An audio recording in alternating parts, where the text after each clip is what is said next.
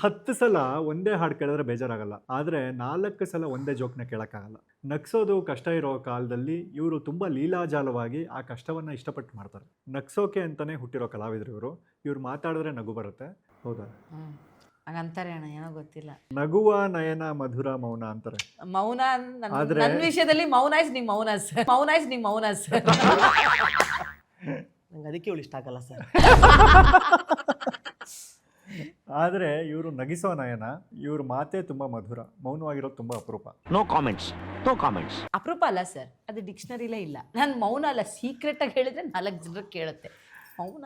ಇನ್ನು ಇವನ ಬಗ್ಗೆ ಹೇಳ್ಬೇಕಂದ್ರೆ, ಹಾಲಲ್ಲಾದರೂ ಹಾಕು ನೀರಲ್ಲಾದರೂ ಹಾಕು ಅನ್ನೋ ಥರ ಇವರು ಸೀರಿಯಲ್ ಆದರೂ ಹಾಕು ಶರ್ಟು ಪ್ಯಾಂಟಲ್ಲಾದರೂ ಹಾಕು ರಾಘವೇಂದ್ರ ಅಂತ.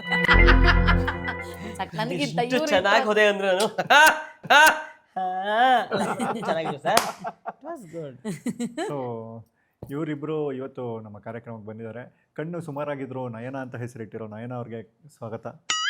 Thank you. ನೀನು ಥ್ಯಾಂಕ್ ಯು ಹೇಳ್ತಾ ಇದ್ಯಾ, ಬಟ್ ನನಗೇನು ಹೇಳ್ತಾರ ಗ್ರಾಮ ದೇವತೆ ತರ ಕಾಣಿಸಿದ್ರು ರಾಘವೇಂದ್ರ ಅಂತ ಹೆಸರಿಟ್ಟಿರೋ ರಾಘವೇಂದ್ರ ಅವ್ರಿಗೂ ಕಾರ್ಯಕ್ರಮಕ್ಕೆ ಸ್ವಾಗತ. ಒಳ್ಳೆ ಇಂಟ್ರೋ ನಿನಗೆ. ಗ್ರಾಮ ದೇವತೆ ಅಂದ್ರೆ ಇನ್ಮೇಲೆ ಜನ ನನ್ನ ಕಣ್ಣು ನೋಡಿ ಮಾತಾಡಕ್ ಸ್ಟಾರ್ಟ್ ಮಾಡ್ತಾರೆ. ಕಣ್ಣು ಸುಮಾರಾಗಿದ್ರು ಮೆಳ್ಗಣ್ಣ ಇವಳಿಗೆ ನೋಡಕ್ ಸ್ಟಾರ್ಟ್ ಮಾಡ್ತಾರೆ. ನಿಂದ ನನ್ನ ಗ್ರಾಮ ದೇವತೆ ಫೋಟೋ ನನ್ನ ಫೋಟೋನು ಪಕ್ಕ ಇಡ್ತಾರೆ. ದೇವ್ರ ತರ ಅಲ್ವಾ ನೀನ್ ಹಂಗಾದ್ರೆ? ಗ್ರಾಮ ದೇವತೆ ಅಂದ್ರೆ sir thanks for a big compliment.